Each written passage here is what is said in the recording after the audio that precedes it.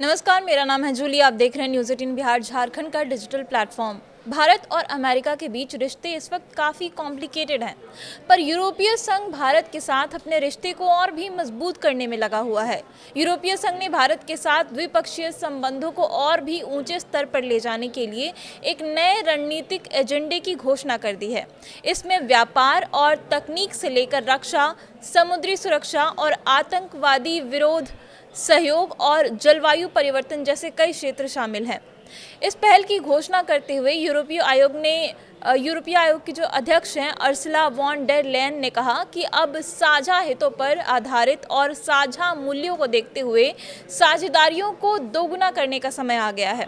अर्सुला ने कहा कि हम अपनी नई यूरोपीय संघ भारत रणनीति के साथ अपने संबंधों को अगले स्तर पर ले जा रहे हैं। इससे पहले यूरोपीय आयोग और उसके उच्च प्रतिनिधि काजा क्लास ने नए रणनीतिक यूरोपीय संघ भारत एजेंडे की रूपरेखा तैयार करते हुए एक संयुक्त पत्र भी पारित किया था। बता दें कि क्लास यूरोपीय संघ के विदेश नीति का नेतृत्व करने वाले शीर्ष राजनयिक हैं।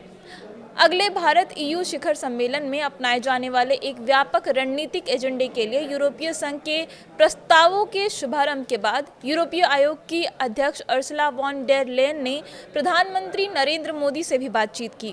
उन्होंने भारतीय प्रधानमंत्री को भारत के साथ संबंधों के लिए यूरोपीय संघ के दृष्टिकोण के बारे में जानकारी दी।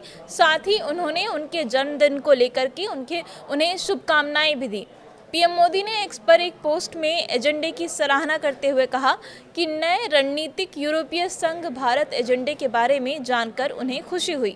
भारतीय यूरोपीय संघ संबंधों को अगले स्तर पर ले जाने के लिए भारत पूरी तरीके से तैयार है। ये हमारी साझा प्रतिबद्धता, साझा लक्ष्य और साझा जिम्मेदारी है, ऐसा प्रधानमंत्री नरेंद्र मोदी ने अपने पोस्ट में कहा। उन्होंने आगे अपने पोस्ट में लिखा कि हम यूक्रेन संघर्ष के शीघ्र और शांतिपूर्ण समाधान के लिए भी प्रतिबद्ध हैं। यूरोपीय आयोग की अध्यक्ष अर्सुला वॉन डेर लेयन ने कहा कि भारत और यूरोपीय संघ संबंधों में एक नया अध्याय शुरू करेंगे। उन्होंने व्यापार वार्ता में प्रगति और यूक्रेन की आज़ादी की लड़ाई में प्रभावी ढंग से समर्थन देने के लिए वे कैसे मिलकर काम कर सकते हैं, इस पर चर्चा की। यूरोपीय संघ और भारत दोनों अपनी 2004 की रणनीतिक साझेदारी को एक नए व्यापक एजेंडे के साथ आगे बढ़ाना चाहते हैं। इसकी वजह है कि वे ट्रंप की टैरिफ नीति से होने वाले संभावित नुकसान की भरपाई के तरीके तलाश रहे हैं। हालांकि नेताओं ने साल के अंत तक मुक्त व्यापार समझौते पर हस्ताक्षर करने की अपनी प्रतिबद्धता फिर से दोहराई है, लेकिन व्यापार वार्ता में अभी भी बहुत कुछ किया जाना बाकी है और रूस को लेकर मतभेद संबंधों में बाधा अभी भी बने हुए हैं। यूरोपीय संघ के विदेश नीति प्रमुख काजा क्लास ने उद्घाटन समारोह में जोर देकर कहा कि रूस से भारत की तेल की खरीद एक बड़ा मुद्दा अभी भी बना हुआ है।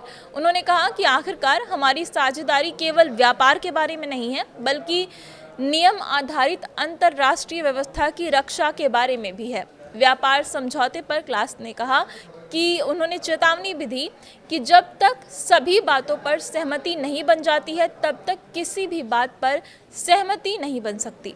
हालांकि यूरोपीय संघ के अधिकारियों ने रूस से कच्चे तेल की खरीद के लिए भारत पर टैरिफ या फिर प्रतिबंध लगाने की संभावना से इनकार कर दिया है, जैसा कि अमेरिकी राष्ट्रपति डोनाल्ड ट्रंप कर रहे हैं।